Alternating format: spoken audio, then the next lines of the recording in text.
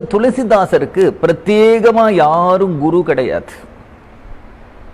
அவருடைய வாழ்க்கையில நடந்த ஒரு சம்பவம் அவருடைய வாழ்க்கையை புரட்டி போட்டுடுத்து. அப்படி என்ன சம்பவம் நடந்தது அப்படின்னுட்டா, அந்த காலத்துல அந்த தேசத்தை ராஜ்ய பரிபாலனம் பண்ணிட்டு இருந்த ராஜா வெகு நாட்களா தீர்த்த யாத்திரை போகணும்னு ஆசைப்பட்டான். தீர்த்த யாத்திரை போகணுங்கிற பொழுது சாதுக்களோட போகணும். சாதுக்களோட ராமாயணம் யார்கிட்ட கேட்கணும்னா ராம பக்தாள்கிட்ட ராமாயணம் கேட்கணும். பாகவதம் யார்கிட்ட கேட்கணும்னா நல்ல கிருஷ்ண பக்தாள்கிட்ட பாகவதம் கேட்கணும். வேதாந்தம் யார்கிட்ட கேட்கணும்னா முமுக்ஷு கிட்ட வேதாந்தம் கேட்கணும். அதே மாதிரி பிருந்தாவனம் யாத்திரை போகணும் அப்படின்னு ஆசைப்பட்டாமானால் நல்ல கிருஷ்ண பக்தாளோட போகணும். அயோத்தி யாத்திரை போகணும்னு ஆசைப்பட்டோமானால் நல்ல ராம பக்தாளோட போகணும். அப்படி போனா தானே, இல்லைன்னா அது ஒரு எஸ்கர்ஷனா, இல்லை பிக்னிக்கா, இல்லை ஒரு டூரா, இல்லையா அது புனித யாத்திரைன்னு கூட சொல்ல முடியாது, ஒரு பக்தி யாத்திரை. அது இந்த வம்சீவடத்துல தான் உட்கார்ந்துட்டு கிருஷ்ணன் குழல் ஊதினான். இந்த குளத்துல தான் கிருஷ்ணன் காளிய நர்த்தனம் பண்ணினான். இதுதான் பிரம்ம மோகனம் நடந்த இடம் அப்படின்னு அந்த இடத்தெல்லாம் பார்க்கும்பொழுது, இதுதான் தீர்காட் அப்படின்னு வரும்பொழுது ஒரு கிருஷ்ண பக்தனுக்கு ஏற்படக்கூடிய அலாதியான சுகம், ஆனந்தம். இது வரைக்கும் நாம இருக்கிற இடத்துல உட்கார்ந்துட்டு பாகவதத்துல பகவான் அந்த வம்சீவடத்துல சாய்ந்துண்டு குழலோசை பண்ணினான்னு எவ்வளவு நாள் பாராயணம் பண்ணிருப்போம். அந்த வம்சீவடம் இதுதானா? யமுனை யமுனை யமுனைன்னு உட்கார்ந்த இடத்துல யமுனையை ஸ்மரிச்சுட்டு இருந்தோமே, அந்த ஜமுனா இவள் தானா? பிரம்மா வந்து பகவானை சேவித்து ஸ்தோத்திரம் பண்ணினார்னு பிரம்மஸ்துதி பாராயணம் பண்ணினமே, அந்த கட்டம் இதுதானா? இப்படின்னு அதெல்லாம் நேர்ல பார்க்கும் பொழுது எத்தகைய ஒரு பாவம், எத்தகைய ஒரு அனுபூதி கிடைக்கும். அயோத்தியும் அப்படித்தானே, ராம பக்தாளுக்கு அத்தகைய அயோத்தியில அத்தகைய அனுபவம். பண்டரிபுரம் போகணும் அப்படின்னுட்டா பாண்டுரங்கனை தரிசனம் பண்ணணும்னா நிறைய பண்டரிபுர பாண்டுரங்க பக்தாளுடைய சரித்திரத்தை தெரிஞ்சுண்டு, துகாராம் நாமதேவர் போன்றவருடைய சரித்திரத்தை தெரிஞ்சுண்டு அந்த பாண்டுரங்கன் முன்னாடி நம்ம நின்னோமானால், ஹே விட்டலா, நீந்தான் நாமதேவர் கொடுத்த அன்னத்தை வாய் திறந்து ஏத்துண்டியா? துகாராம எழுதின அத்தனை கிரந்தங்களையும் அபங்கங்களையும் உன்னுடைய சிரசில வகிச்சியா? அந்த ஒரு பாட்டிமா வந்தாலே அந்த பாட்டிமாவுக்காக நீந்தான் படகு ஓட்டினியா? நாமதேவருடைய வீடு இடிந்து கீழே விழப்போகிறதுன்னு நீந்தான் பிடிச்சிட்டு நின்னியா? இல்ல ஒரு பக்தன் வீட்டில் அன்றைக்கு சமையல்காரன் வரலேன்னு நீந்தான் சமைக்க போனியா? ரைதாஸ்ங்கிற பக்தருக்காக நீந்தான் செருப்பு தைக்க போனியா? சேனாநாயிங்கிற ஒரு பக்தருக்காக நீந்தான் முடி அலங்காரம் பண்றதுக்கு போனியான்னு அந்த பாண்டுரங்கனை பார்த்து 10 வார்த்தை நம்ம பேச வேண்டாமா? பாண்டுரங்கனோடு 10 வார்த்தை பேசணும்னா ஏதாவது தெரியணும் இல்லையா அவரை பத்தி? ஒரு பாகவதாலோட பஜனை பண்ற கோஷ்டியோடு போய் பண்டரிபுரத்துல அனுபவிச்சாதான் அந்த பண்டரிபுரம் போனதாகும். இல்லைன்னா பண்டரிபுர யாத்திரை சபலமாகாது. அதனாலே இந்த துளசிதாசர் மூலமாகவும் துளசிதாசருடைய அப்பா மூலமாகவும் வெகு நாட்கள் ராமாயணம் கேட்ட அந்த ராஜாவுக்கு அயோத்தி போகணும், சித்திரகூடம் போகணும், காசி க்ஷேத்திரம் போகணும், பஞ்சவடி போகணும், நாசிக் போகணும், ஹம்பி க்ஷேத்திரம் போகணும் அப்படிங்கிற ஆசையெல்லாம் வந்துடுத்து. ஏன்? இதெல்லாம் ராமாயணத்தினோட சம்பந்தப்பட்ட க்ஷேத்திரங்கள் இல்லையா? அதனால அதெல்லாம் பார்க்கணும்னு ஆசை வந்தது. துளசிதாசரை கூப்பிட்டு போயிட்டார். துளசிதாசருடைய மனைவி இருக்காளே ரத்னாவலி அப்படிங்கிறவ சின்ன பொண்ணு. சின்ன பொண்ணை தனியா வீட்டுல விட்டுட்டு வந்ததுனாலே அவருக்கு பயம். பெரியவர்கள் வீட்டில் யாரும் இல்லை, ஒரு பொன் குழந்தையை விட்டுட்டு வந்திருக்கோம், அதுவும் பல மாதங்கள் ஆகிறது இந்த தீர்த்த யாத்திரை. தீர்த்த யாத்திரையில இருந்தா கூட அவருடைய மனசெல்லாம் எங்க இருக்கு அப்படின்னுட்டா, ரத்னாவலி எப்படி இருப்பாளோ, ரத்னாவலி எப்படி இருப்பாளோ, ரத்னாவலி எப்படி இருப்பாளோ அப்படிங்கிற ஒரு கவலை. குழந்தை விட்டுட்டு வந்துட்டோமே. அந்த நேரமா பார்த்து ரத்னாவலியுடைய தகப்பனாருக்கு ரொம்ப உடம்பு முடியலை. அதனால பிறந்த வீட்டிலிருந்து ரத்னாவலியோடைய சகோதரன் வந்து அவளை கூப்பிட்டு போறான். தீர்த்த யாத்திரை முடிச்சுட்டு வரார். வந்தா வீட்டு கதவு பூட்டி இருக்கு. பகீர்னு இவருக்கு பார்த்துட்டோம். அருமையான மனைவியை ஆசையா பார்க்கலாம்னு வந்தா கதவு பூட்டி இருக்கே. பரிதவிக்கிறார். பக்கத்து வீட்டிலேயே எதிர்த்த வீட்டிலெல்லாம் போய் கேட்கிறார், ரத்னாவளி எங்க, ரத்னாவளி எங்க, ரத்னாவளியை பார்த்தேளா அப்படின்னு கேட்கிறார். எல்லாரும் சொல்றா, நேற்றுக்கு இருந்தாலே, முந்தா நாள் இருந்தாலே, முந்தா நாள் மார்க்கெட்ல பார்த்தேனே அப்படின்னு சொல்றா. சிலர் சொல்றா, யாரோ உங்க மைத்துனர் வந்தார்னு நினைக்கிறேன், ஏதோ பேசினார், கிளம்பி போனா. இவருக்கு இன்னும் பயம் ஜாஸ்தி ஆயிடுது. சந்தேகம்னு ஒண்ணு வந்துடுத்துனா, பயம்னு ஒண்ணு வந்துடுத்துனா, எதை நினைச்சாலும் பயமா தானே தோணும். யாராவது ஸ்திரீகளை ஏமாத்துறதுக்காக பிறந்த வீட்டு விஷயமா சொல்லி அவளை கூப்பிட்டு போயிட்டாலோ அது ஒரு கலக காலமா இருக்கிறதுனாலே அவருக்கு இன்னும் பயம் ஜாஸ்தியா எடுத்து இப்பொழுது போய் ரத்னாவளி தன்னுடைய மாமனார் வீட்டுல இருக்காளா அப்படின்னு பார்த்தாதான் தன்னுடைய மனசுல சாந்தி வரும்னு தோணிடுத்தவருக்கு. என்ன பண்றது? கங்கை பிரவாகமா ஓடுறது. அந்த கங்கையை தாண்டினாதான் மாமனார் வீட்டுக்கு போக முடியும். என்றைக்கும் இல்லாத அதிசயமா இன்றைக்கு கங்கையில வெள்ளம் புரண்டு ஓடுறது. நல்ல மழை சோனி 24 மணி நேரம் நிக்காம கொட்டுறது. காத்து வேகமா அடிக்கிறது. கங்கையில் அங்கங்க சுழல் ஏற்படுறது. இவருக்கு இப்படியே அங்கேயும் இங்கேயும் விசாரிச்சு தன்னுடைய மனைவி மாமனார் வீட்டுக்கு தான் போயிருக்கான்னு தெரிஞ்சுக்கிறதுக்கே சாயங்காலம் 6 மணி 7 மணி ஆயிடுத்து. அந்த கங்கை கரைக்கு ஓடுறார். போட்டு ஓட்டிட்டு போகக்கூடிய அந்த போட்வாலாவை கூப்பிடுறார். ஹே போட்வாலா, நான் அந்த பக்கம் போகணும், வரியா அப்படிங்கிறார். அவன் சொல்றான், சுவாமி எப்படி கங்கை பிரவாகமா போகிறது, மழை காத்தடிக்கிறது, இப்ப யாரும் போட்டு கட்டிட்டு வரமாட்டா சுவாமி, கார்த்தால பார்த்துக்கோ. இல்ல எனக்கு அவசரம்.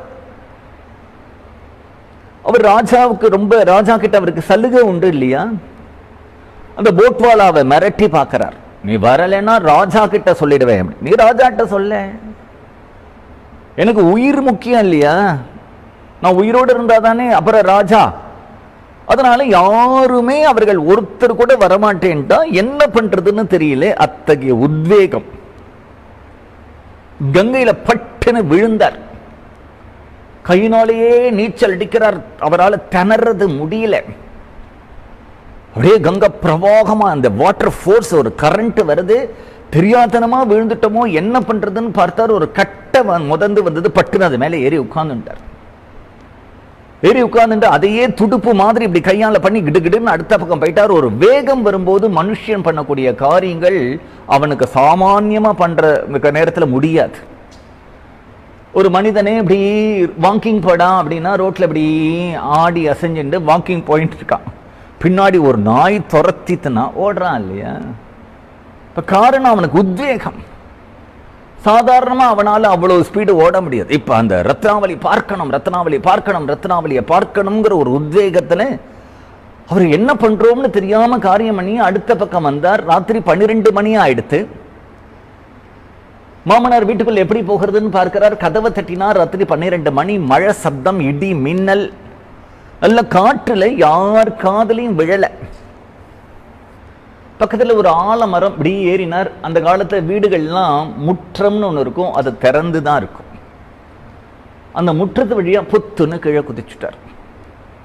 ராத்திரி 12 மணிக்கு யாரோ வீட்டுக்குள்ள வந்து புத்துன்னு குதிக்கிறாளே அப்படின்னு ஏதோ தீபம்லாம் எடுத்துட்டு வந்து ரத்னாவளியோட சகோதரர், அப்பா அம்மா எல்லாரும் வந்து பார்த்தா மாப்பிள்ளை வந்திருக்கார். முத்தத்து வழியா ராத்திரி 12 மணிக்கு குதிச்சு ரத்னாவளியை பார்த்த உடனே முதல்ல வந்தது மனசுல சந்தோஷம், சாந்தி. அடுத்ததா வந்தது கோபம். நான் உன்னை எவ்வளவு தரம் சொல்லிட்டு போயிருக்கேன், எவ்வளவு அறிவுரை சொன்னேன், கேட்டியானே? என்னமா நீ கிளம்பி வந்த? கத்துன்னு கத்துறார், குத்திக்கிறார். ரத்னாவளி சிரிச்சுட்டே இருக்கா. நம்ம யார்ட்டையாவது ரொம்ப கோபமா பேசும்பொழுது அவ சிரிச்சுட்டு இருந்துட்டானா இன்னும் கோபம் ஜாஸ்தியா போயிடும் நமக்கு. என்ன இவ்வளவு சொல்றேன், உனக்கு என்ன ஆளுமை அப்படின்னு கேட்போம் இல்லையா? அப்படி இருக்காத. கோபம் ஜாஸ்தி ஆயிடுத்து இவருக்கு. இப்ப ரத்னாவளியை பார்த்து கேட்கிற, இவ்வளவு சொல்றேன் உன் மேல இருக்கிற அக்கறையினால தானே, என்ன சிரிக்கிற, என்ன பேசாம இருக்கே? அப்போ ஒரு கேள்வி கேட்கிறா. நீங்க அங்கங்க போய் ராஜசபை, அங்கங்க பண்டிதர்களுடைய சபைகள், பக்தர்களுடைய சபைகள்ல அடிக்கடி ராமாயணம் உபன்யாசம் பண்றீங்களே, வால்மீகி ராமாயணம், அப்பெல்லாம் என்ன சொல்றேன்? ராமன் இருக்கான் கைவிட மாட்டான், ராமநாமம் காப்பாத்தும், ராமன் இருக்கான் கைவிட மாட்டான்னு சொல்றேலே, அதெல்லாம் வெறும் பேச்சா? அடுத்த வாளுக்கு தானா, உங்களுக்கு இல்லையா? உங்களுக்கு ராமர் மேல அப்படி ஒரு பக்தி இல்லையா? ராமர் கைவிட்டுடுவானா? அப்படி ஒரு விசுவாசம் இல்லாத பக்தி என்னத்துக்கு? அந்த பக்தி பிரயோஜனப்படுமா? அடுத்தது என்ன தெரியுமா? நான் இந்த வீட்டுக்கு கல்யாணம் பண்ணிட்டு வந்த உடனே உங்க அப்பா ஆத்மாராமர் என்னை கூப்பிட்டார். குழந்தை, நீ என்னுடைய குழந்தையான துளசியை கல்யாணம் பண்ணிட்டு வந்திருக்க. நான் சொத்து சுதந்திரம் எதுவும் பெருசா சேர்த்து வைக்கல, ஆனா ஒரு பெரிய சொத்து இருக்கு, உனக்கு தரட்டமான்னு கேட்டார். நான் என்னன்னு கேட்டேன். ராம நாமம் நான் கோடிக்கணக்கில் ஆவர்த்தி பண்ணிருக்கேன் அப்படின்னு எனக்கு எடுத்து வச்சாரு ஜபம். அன்னிலிருந்து இந்த ராமநாமத்தை ஜபம் பண்ணிட்டு இருக்கேன் தவிர எனக்கு சில பிரபாவங்கள் சித்திகள்லாம் வருது, அதை நான் லட்சியம் பண்ணல. இருந்தாலும் இப்ப சொல்றேன், பிரவாகமா கங்கையில வெள்ளம் போகிறதே, நீங்க எந்த போட்வாலாவும் வந்திருக்க மாட்டானே, நீங்க எப்படி வந்தேன்?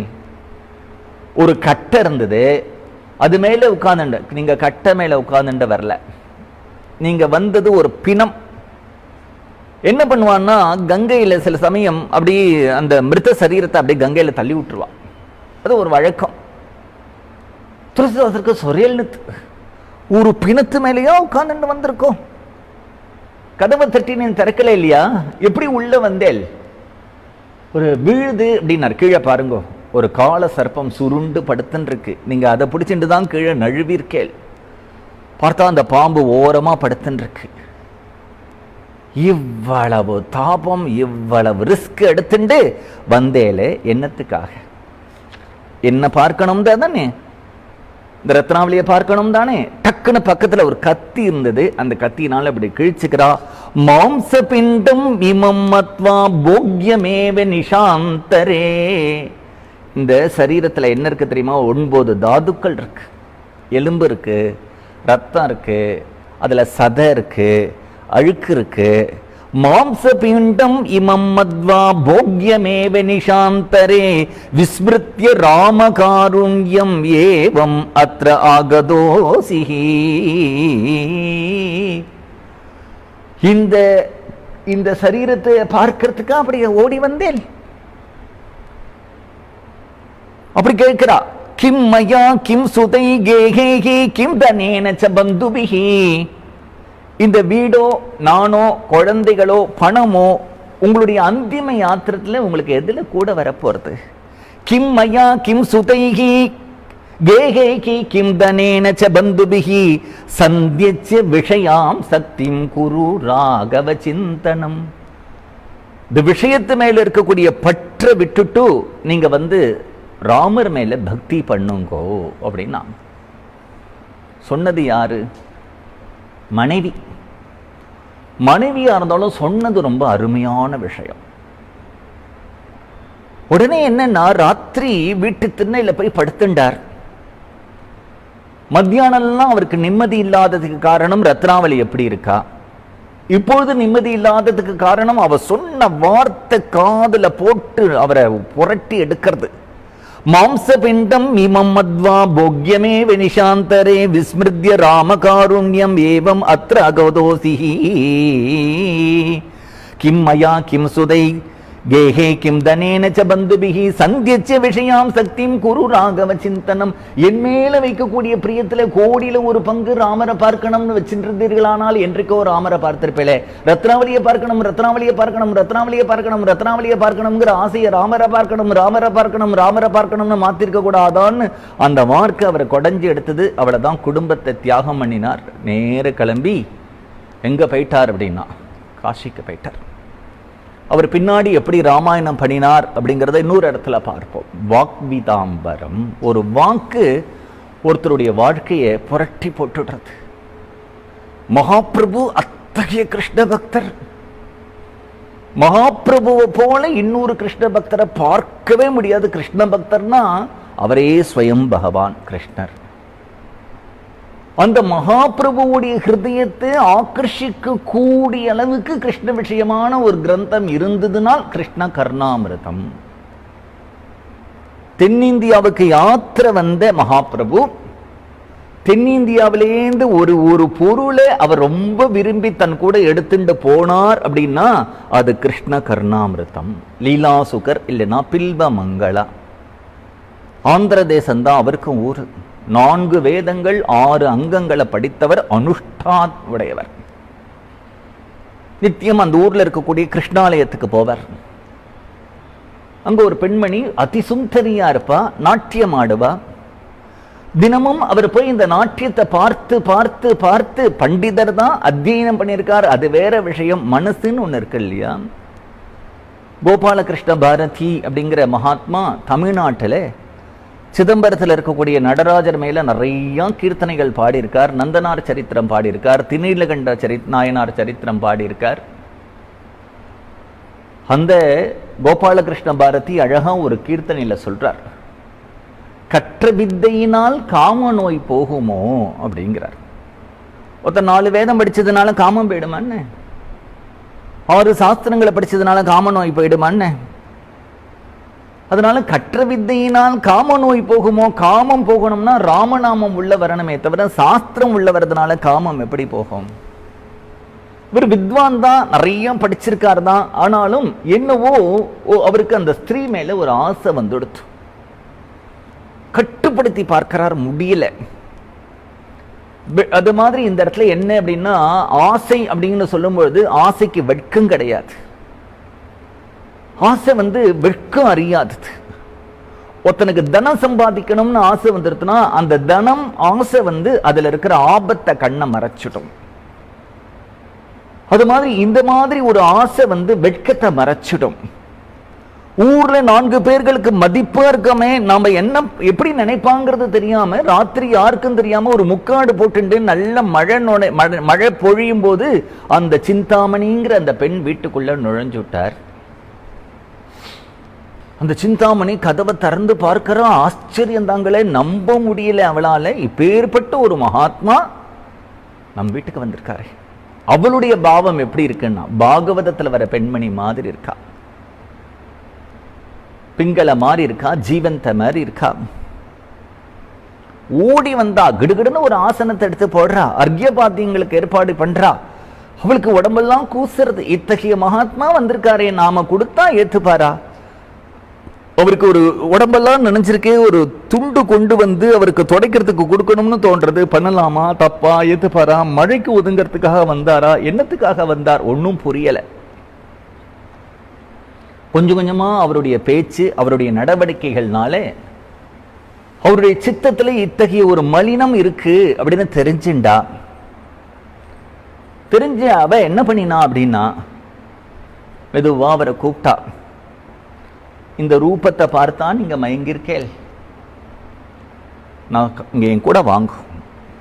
உள்ள கூப்பிட்டுன்னு போனா.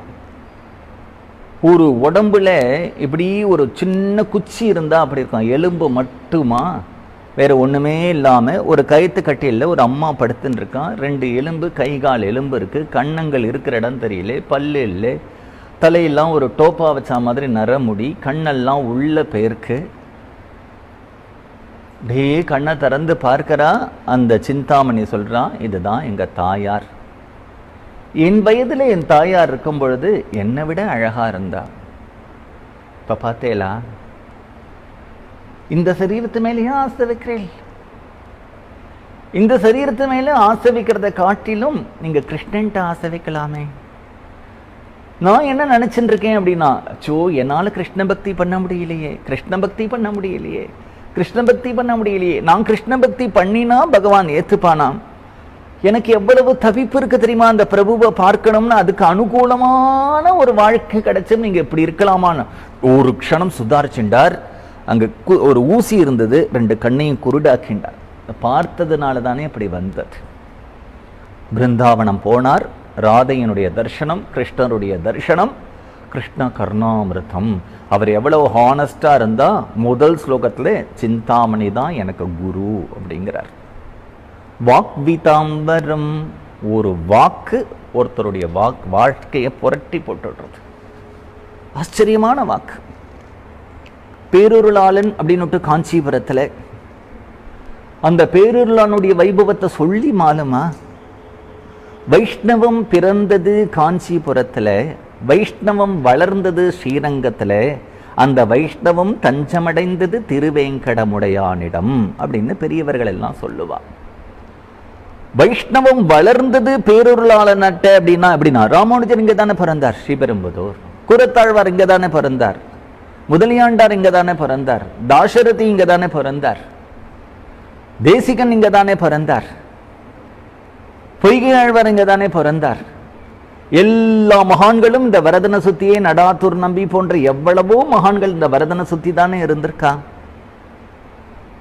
அப்ப ராமானுஜர் எப்படி இருக்கார் அப்படின்னா, எம்பெருமானார் அவருக்கு உலகத்துல ஒரே ஒரு தெய்வம்னா பேரொருளாளன், ஒரே ஒரு ஆச்சாரியன்னா திருக்கட்சி நம்பி. திருக்கட்சி நம்பியை தவிர வேற யாரையும் மகாத்மான்னு கூட அவருடைய மனசுனால அவரால் ஏத்துக்க முடியல. அப்படி ஒரு அனன்ய நிஷ்டையோடு பேரொருளாளன் பேரொருளாளன் பேரொருளாளன் இருக்கார். அத்திகிரியிலே அந்த பேரொருளாளன் எவ்வளவு அழகா சேவை சாதிக்கிறான். அந்த பேரொருளாளனுக்கு தீர்த்த கைங்கரியம் பண்ணிட்டு இருக்கார். பகவானே உகப்பா கேட்டதுனால ஆளவந்தார் பரமபதிக்க போறார். அந்த ஆளவந்தாருக்கு பிறகு அந்த வைஷ்ணவ சமூகத்தை வழிநடத்திட்டு போகிறதுக்கு, அந்த பீடத்தை அலங்காரம் பண்றதுக்கு ஒரு மகாபுருஷர் வேணும். அத்தகைய மகாபுருஷர் எம்பெருமானார் தான், உடையவர் தான், ராமானுஜர் தான், யதிராஜர் தான் அப்படின்னு எல்லா மகான்களும் ஏகோபித்த மனசா அவர்கள் அபிப்பிராயம் வச்சுருக்கா. அவர்களுக்கு புரியறது அது. ஆனா ராமானுஜரும் அங்கிருந்து கிளம்ப மாட்டேங்கிறார்.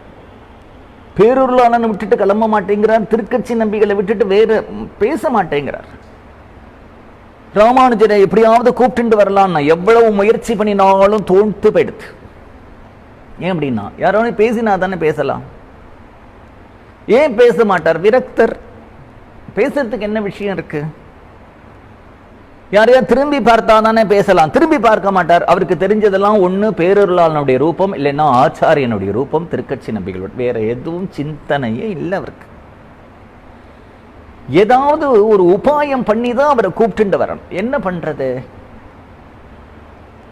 எவ்வளவோ ஸ்தோத்திரங்கள் இருக்கு இல்லையா? சில ஸ்தோத்திரங்களை நம்ம அப்படி சொல்லும் பொழுதே பக்கத்துல யாராவது ஒருத்தர் கேட்டாக்க அவ ரசிகாளா இருந்து அந்த ஸ்தோத்திரத்தினுடைய அர்த்தம் புரிந்ததுன்னா அடுத்தது அவ என்ன கேட்பான, இது யார் பண்ணினது?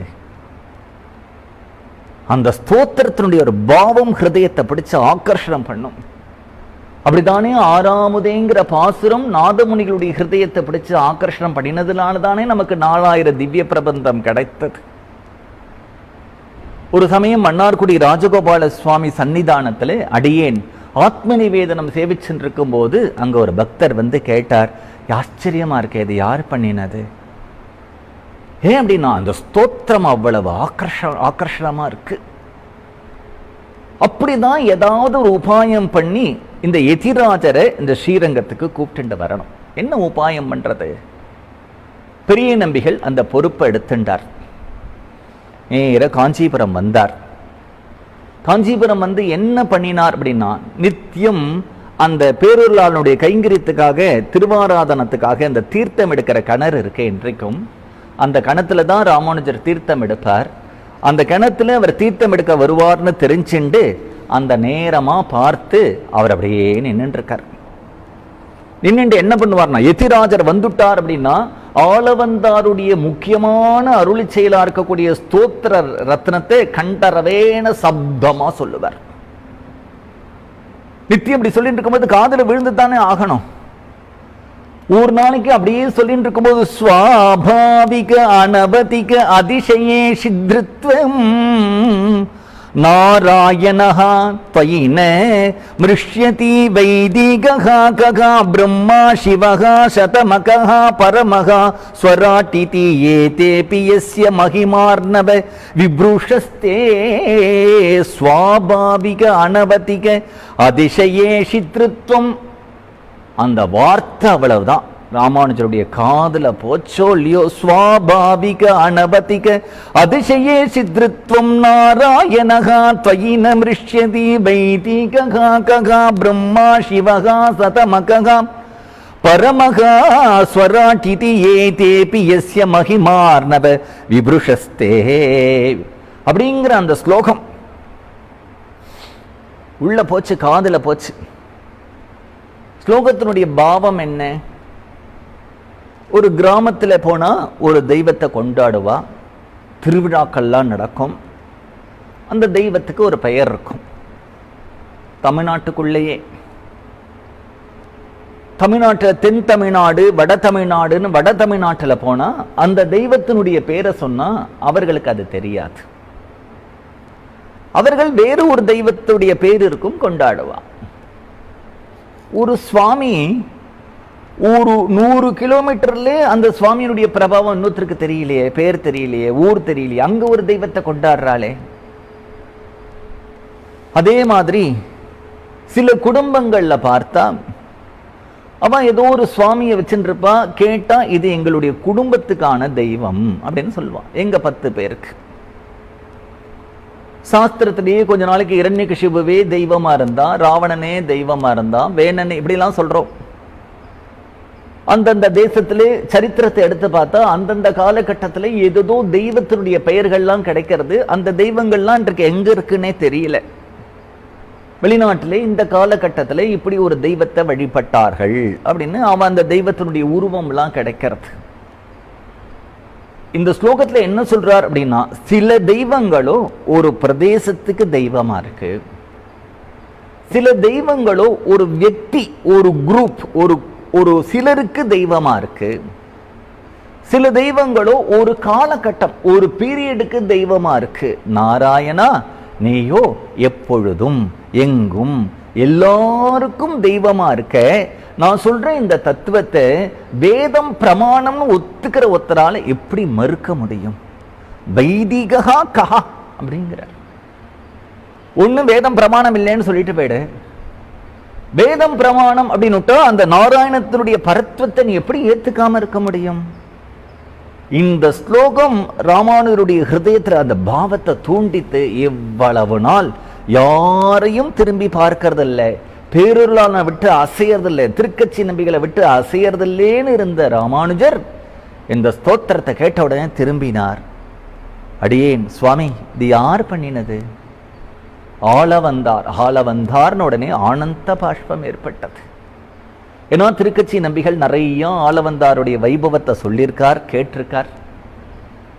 வைபவத்தை சொல்லி கேட்டது மட்டும் இல்லை, நான் அந்த யாதவ பிரகாசர் பின்னாடி சிஷ்யனா போயிட்டு இருக்கும் பொழுது என்னை பார்த்து ஒரு நாள் கட்டாட்சம் பண்ணினாராம். அதெல்லாம் தெரியும் இல்லையா, அவருக்கு மனசு உருகிடுத்தோ. ஆளவந்தார் உங்களை வர சொல்லியிருக்கார். உடனே அந்த வந்தவர் சொல்றார், ஆத்துல போய் ஏதாவது பையில எடுத்துட்டு வரலாமே. இல்ல ஆச்சாரியன் அழைத்துட்டா உடனே கிளம்பணும். வீட்டுக்கு போகல, எந்த சாமானும் எடுத்துக்கல,